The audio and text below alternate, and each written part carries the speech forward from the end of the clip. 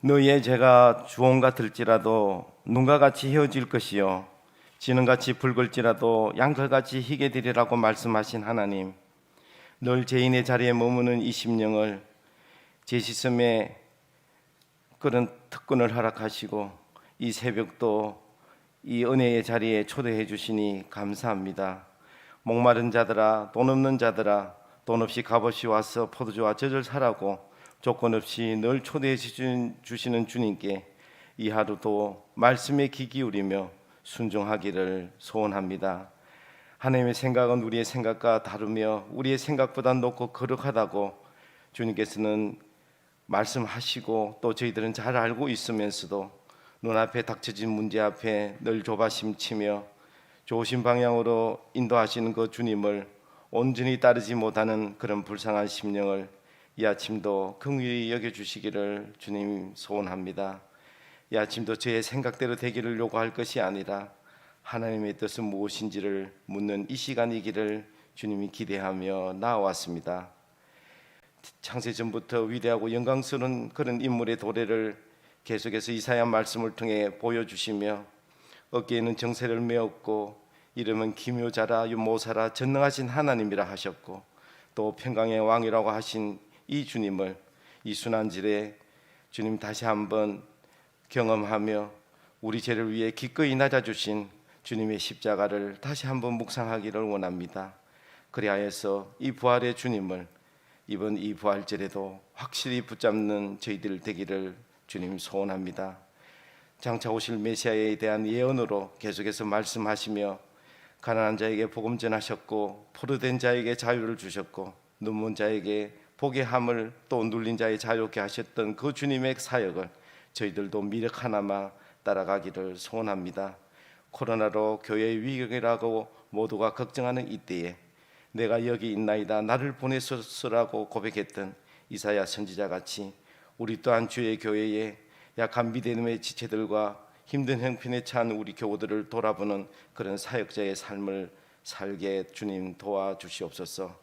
주님, 정말 그리스도에 대한 지식과 믿음의 분량이 더 물이 바다를 덮은같이 여호와하는 지식이 충만할 것이라고 하신 그 말씀 의지하여 주님 더 말씀에 근력 있는 그리스도인으로 살기를 소원합니다. 저희 교회가 새롭게 펼쳐가려는 작은 예배 강좌에 주님 우리의 마음이 동하게 하셔서 말씀 앞으로 나아가는 성도들 많게 하시고 우리의 대면 예배가 이번 또 부활절을 통해서도 확실히 소생되며 또 더 활발히 우리 교우들의 교제들이 일어나는 그런 봄날 되게 해 주옵소서. 오늘도 우리가 가정의 기도 제목 가지고 또 우리 교회 가족들을 위한 중보 기도를 가지고 주님 앞에 아릴 때에 우리의 건강의 문제, 우리의 물질의 문제, 우리 사랑과의 관계 맺은 문제들이 풀려지게 하옵소서.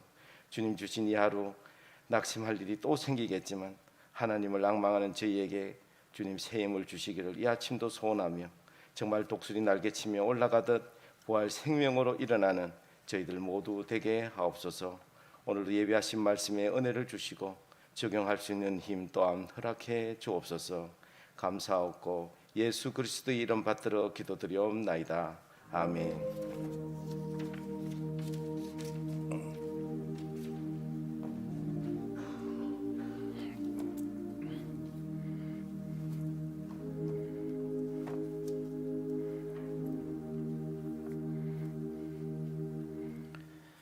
함께 찾은 말씀은 구약 성경 이사야 59장 1절에서 21절 말씀입니다.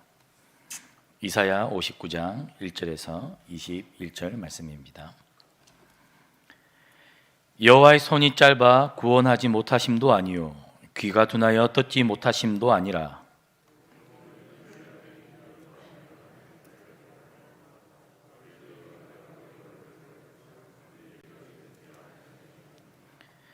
이는 너희 손이 피해 너희 손가락이 죄악에 더러워졌으며 너희 입술은 거짓을 말하며 너희 혀는 악독을 내밀어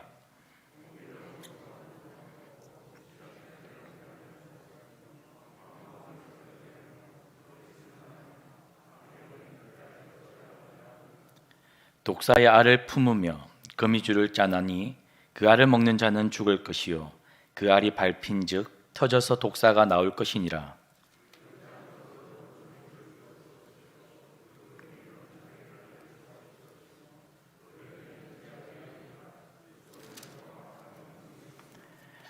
그 발은 행악하기에 빠르고 무죄한 피를 흘리기에 신속하며 그 생각은 악한 생각이라 황폐와 파멸이 그 길에 있으며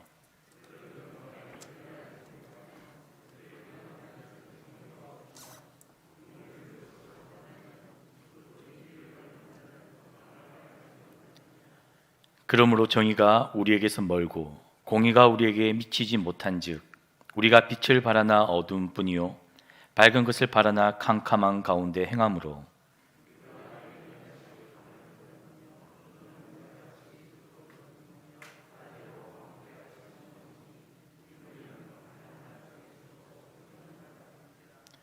우리가 공같이 부르짖으며 비둘기같이 슬피 울며 정의를 바라나 없고 구원을 바라나 우리에게서 멀도다.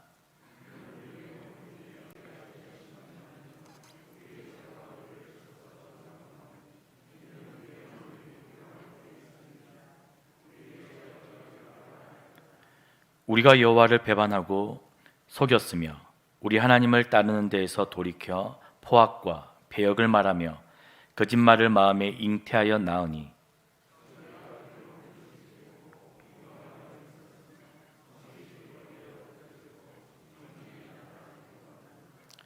성실이 없어지므로 악을 떠나는 자가 탈취를 당하는도다. 여호와께서 이를 살피시고 그 정의가 없는 것을 기뻐하지 아니하시고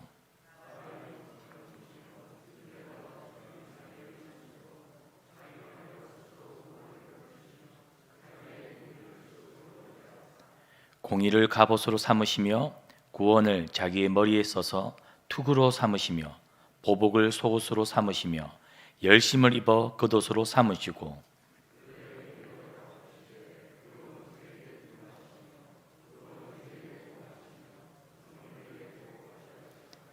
서쪽에서 여호와의 이름을 두려워하겠고 해돋는 쪽에서 그의 영광을 두려워할 것은 여호와께서 그 기운에 몰려 급히 흐르는 강물같이 오실 것이미로다.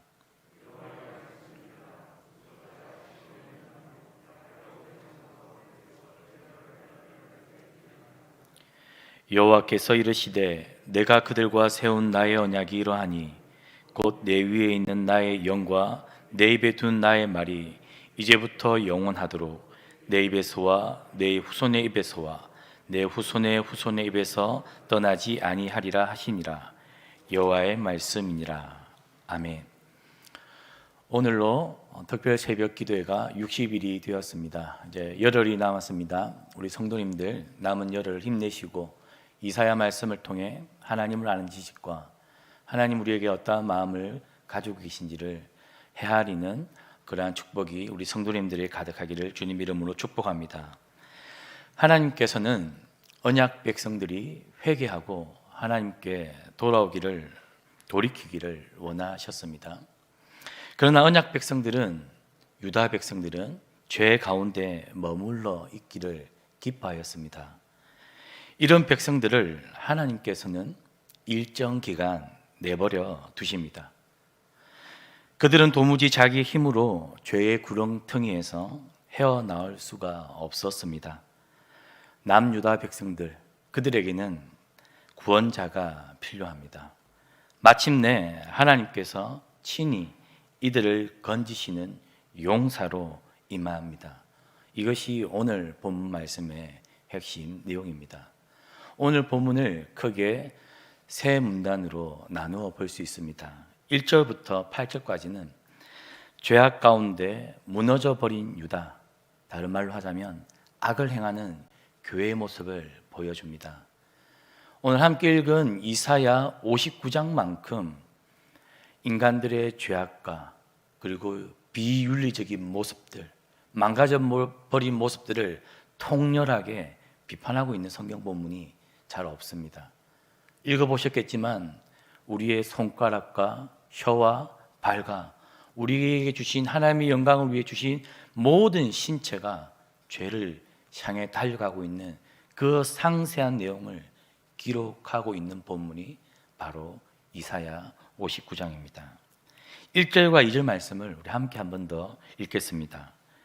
여호와의 손이 짧아 구원하지 못하심도 아니요 귀가 둔하여 듣지 못하심도 아니라 오직 너희 죄악이 너희와 너희 하나님 사이를 갈라놓았고 너희 죄가 그의 얼굴을 가리어서 너희에게서 듣지 않게 함이니라.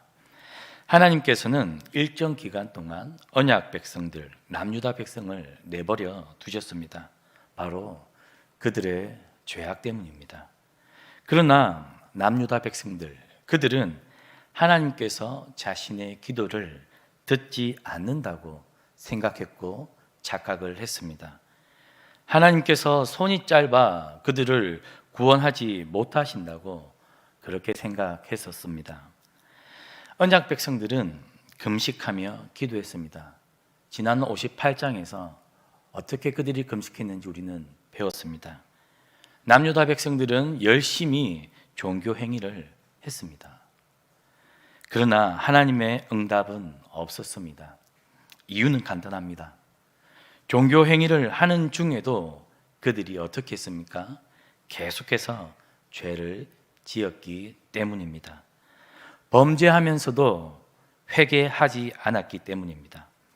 3절부터 열거되는 죄의 목록을 읽으면 가슴이 먹먹해집니다. 이것이 정말 하나님의 언약의 백성들의 이름을 내세우는 사람들의 삶인지 회의가 들 정도입니다. 한 절 한 절 살펴보겠습니다. 백성들은 손에 피를 묻혔습니다. 손가락이 죄악으로 더러워졌습니다.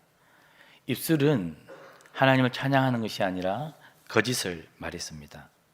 혀에는 사랑과 칭찬이 가득한 것이 아니라 악독이 가득했다라고 3절은 말합니다. 공의를 따라 소송하는 자가 없었습니다. 진실하게 판결하는 재판관과 장로들이 없었습니다. 남유다 백성들은 온갖 허망한 우상에게 의뢰를 했습니다. 거짓을 말하며 악행을 잉태하여 죄악을 낳았다라고 4절은 이야기합니다. 여기서 악행을 잉태하여 죄악을 낳았다라는 표현이 매우 의미심장합니다. 그들의 삶 전체가 죄의 악순환이라는 뜻입니다. 자신의 죄가 다시 다른 죄를 낳아서 그 죄가 점점 어떻게 된다는 것입니까? 커져가고 번성해져 가는 것입니다. 마치 사람들이 자녀를 낳아서 번성하듯이 유다 백성들의 죄가 번성하였고 또 다른 죄를 낳았습니다. 백성들은 독사의 알을 품고 거미줄을 짭니다. 그래서 그 알을 먹는 자는 죽게 되고 그 알이 밟히면 터져서 독사가 다시 나옵니다. 이 모습은 무엇을 의미합니까? 이웃을 미워하여 해치기 위해 살아가는 악인의 모습 그대로입니다. 하나님의 언약 백성인 남유다 백성이 약하고 가난하고 주변의 이웃들을 사랑하는 것이 아니라 이웃을 해치며 살아가는 모습들을 이렇게 비유하고 있는 것입니다. 거미는 줄을 치고 먹잇감을 기다립니다.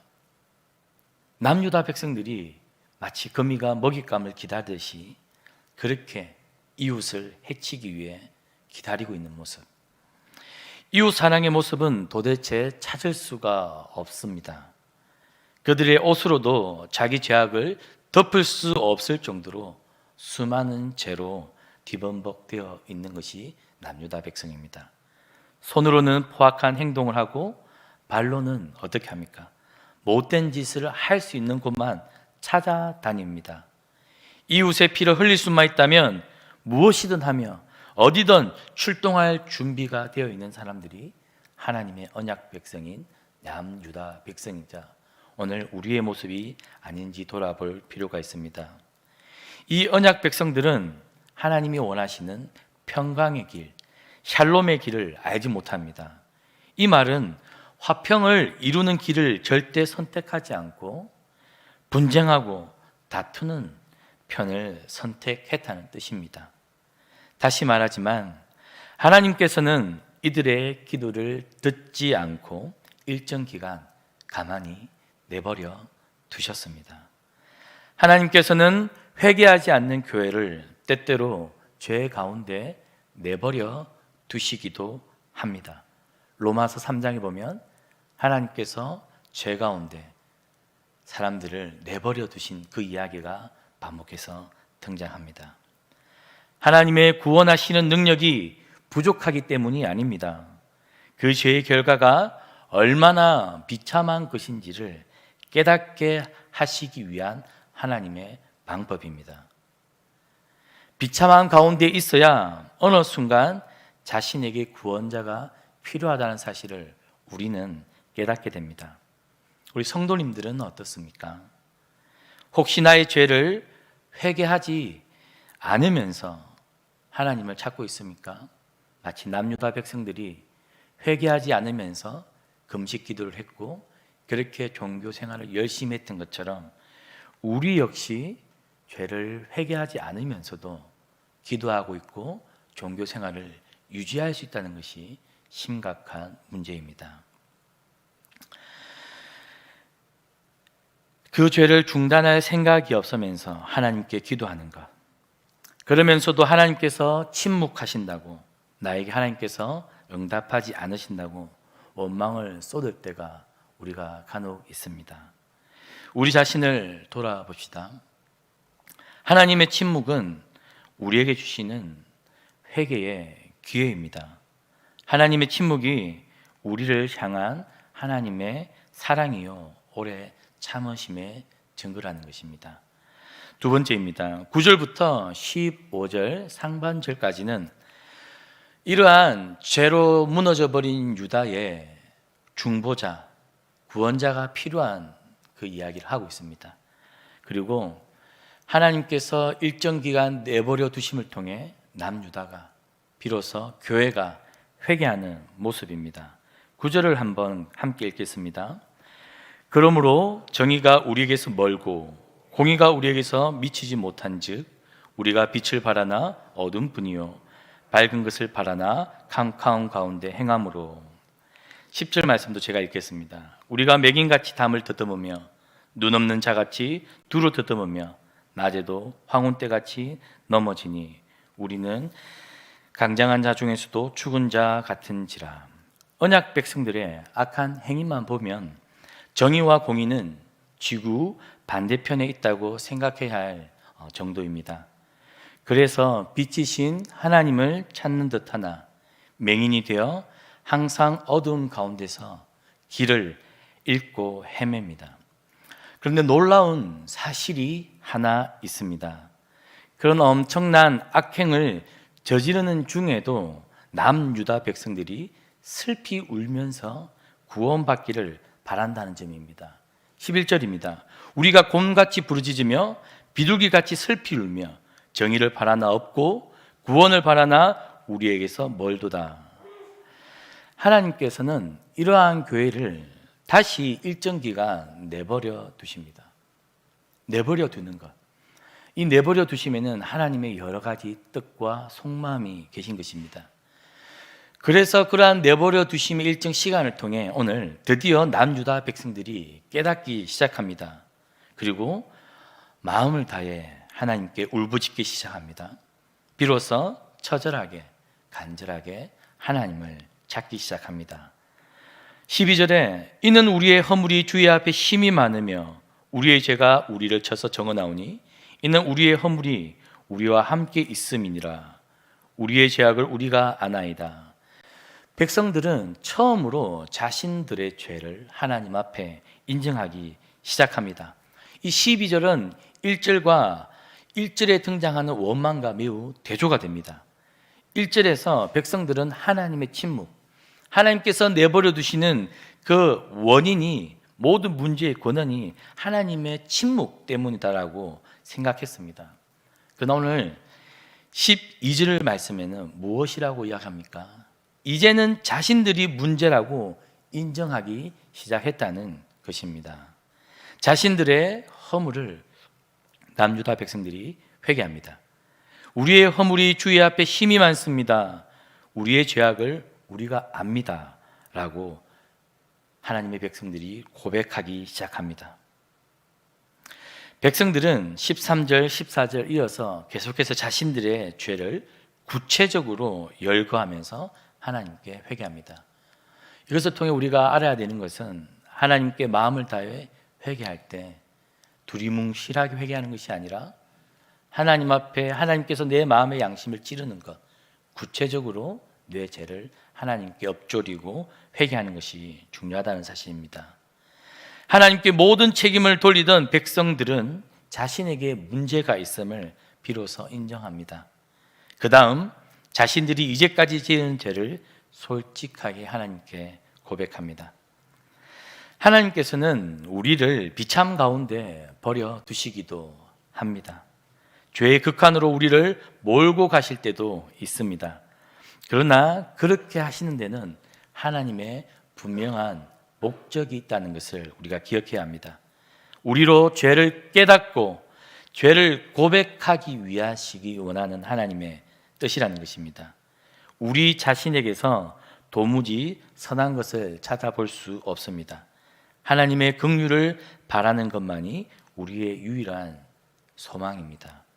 그분의 독생자 예수 그리스도를 붙드는 것만이 우리의 유일한 위로입니다.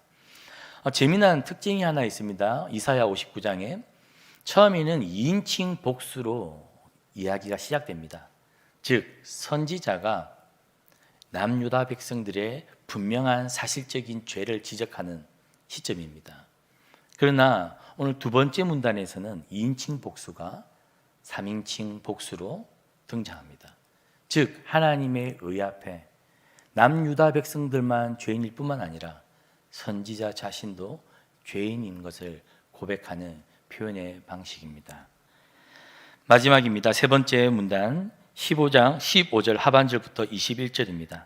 남유다의 중보자와 구속자가 되시는 하나님 스스로 용사가 되셔서 이스라엘 백성들을 구원하시고 다시금 남유다 백성들과 언약을 체결하는 장면입니다. 15절 하반절과 16절을 제가 읽겠습니다. 여호와께서 이를 살피시고 그 정의가 없는 것을 기뻐하지 아니하시고 사람이 없음을 보시며 중재자가 없음을 이상히 여기셨으므로 자기 팔로 스스로 구원을 베푸시며 자기의 공의를 스스로 의지하사. 우리 하나님은 긍휼이 풍성한 분이십니다. 하나님께서 드디어 백성들의 호소를 들으셨습니다. 백성들의 죄의 고백을 들으신 것이죠. 하나님께서는 백성들에게 한 가지 큰 문제가 있다는 것을 발견하셨습니다. 죄가 남유다 백성들에게 많은 것도 문제였지만 그보다 더 큰 문제가 무엇이라고 앞선 구절에서 이야기합니까? 바로 하나님의 백성들에게 중재자가 없다는 사실입니다. 16절의 중재자를 중보자로 번역해도 됩니다. 언약 백성들은 스스로 죄악의 구렁텅이에서 빠져나올 수 있는 힘과 능력이 없습니다. 우리도 마찬가지입니다. 죄인은 죄인을 구원할 수 없습니다. 그래서 남유다 백성들과 우리에게는 중보자가 필요합니다. 그런데 정말 큰 문제는 중보자가 그들에게 없다는 것이죠. 우리가 불신자들보다 더 나은 점이 있어서 구원받았습니까? 우리의 의가, 우리의 윤리적인 삶이 교회 바깥에 있는 사람들보다 더 나아서 하나님께서 우리를 이곳에 부르신 것입니까? 우리는 사실 세상 사람들보다 어떻게 보면 조금도 더 나은 점이 없을 수도 있습니다. 저를 볼 때도 그런 생각을 자주 합니다. 우리가 구원받은 것은 단 하나, 우리에게는 세상 사람들이 가지고 있지 않은 중보자가 있기 때문이라는 사실입니다. 누굽니까? 우리에게는 중보자 대신 예수 그리스도가 있기 때문입니다. 지금도 하나님 아버지 우편에서 우리를 위해 기도하는 그 예수님이 계시다는 사실입니다. 하나님께서는 이스라엘 백성을 사랑하셨습니다.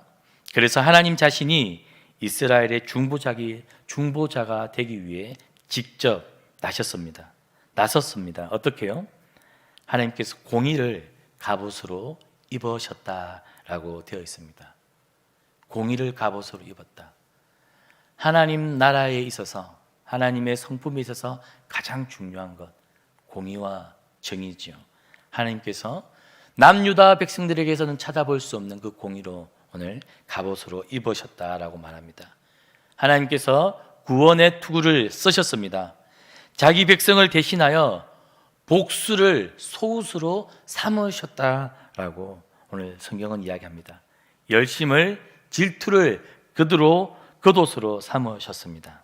즉 하나님께서 오늘 용사의 복장을 취하고 계심을 오늘 후반절은 이야기합니다. 바로 용사로 출현하시는, 용사로 무장하시는 하나님, 어디서 우리가 배웠던 장면입니까? 바로 출애굽기에서 우리가 만났던 하나님입니다.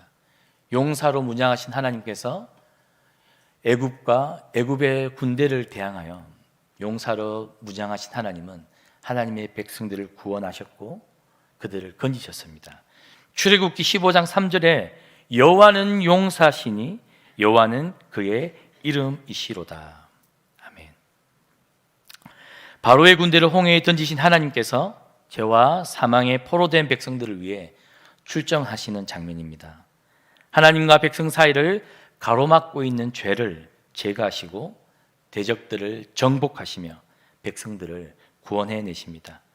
본문에는 누가 대적인지 구체적으로 나오지 않습니다. 단지 18절에 원수라고만 표현합니다. 그러나 우리는 누가 대적인지 압니다. 죄와 사망과 사탄이 하나님 백성의 대적입니다. 하나님께서는 죄와 사망과 사탄과 싸워 자기 백성을 구원하셨습니다. 하나님께서 백성들의 구속자가 되어 대신 원수를 갚으십니다. 하나님께서 백성들의 중보자가 되어 남유다 백성들을 보호하셨고 오늘 우리를 보호합니다. 구원이 끝이 아닙니다. 잠시 침묵하셨던 하나님께서는 백성들과 오늘 본문에서 언약을 새롭게 갱신합니다. 그들의 죄를 사하고 영원히 우리들을 떠나지 않겠다고 약속으로 새 언약을 체결합니다. 21절 말씀을 마지막으로 함께 읽겠습니다. 여호와께서 이르시되 내가 그들과 세운 나의 언약이 이러하니 곧 내 위에 있는 나의 영과 내 위에 둔 나의 말이 이제부터 영원하도록 내 입에서와 내 후손의 입에서와 내 후손의 후손의 입에서 떠나지 아니하리라 하시니라. 여호와의 말씀이니라. 말씀을 맺겠습니다. 우리 주 예수 그리스도께서 우리의 영원한 중보자시요 구속자입니다. 그분이 우리를 구원하시고 성령님을 보내주셨습니다. 그리고 영원히 우리와 함께 내주하시며 삽니다. 그래서 우리는 이제 범죄할 때마다 마음 다해 회개할 수 있습니다. 하나님, 우리가 범죄하였습니다. 우리를 용서하여 주시옵소서. 우리는 어렵지 않지만 우리의 중보자 되신 예수님을 통해서 성령님의 힘을 빌어서 우리는 회개합니다. 우리가 날마다 우리의 지은 죄를 감추는 것이 아니라 하나님 앞에 한 가지 죄라도 정직하게 아뢰며 그렇게 하나님 앞에 살아가는 저와 성도님들이 되기를 주님의 이름으로 축복합니다. 공동 기도문으로 함께 기도하겠습니다. 영광의 하나님, 저희 예배를 받아 주시옵소서. 서울시민교회와 성도들이 예배에 성공하고 생활에서 승리하게 하시옵소서. 하나님의 영광이 가득한 교회가 되어 이방에 주님의 빛을 비추게 하옵소서. 죄로 어두워진 우리의 마음에 빛을 비추신 하나님 주님의 빛을 따라 세속에 타락한 가치관을 떠나 성령의 원리를 따라 살게 하옵소서. 하나님 중심으로 살게 하소서. 교회 중심으로 살게 하소서. 성령 중심으로 살게 하소서. 우리의 신앙 고백을 삶으로 실천하게 하옵소서. 저희는 예수님의 은혜가 필요한 죄인들입니다.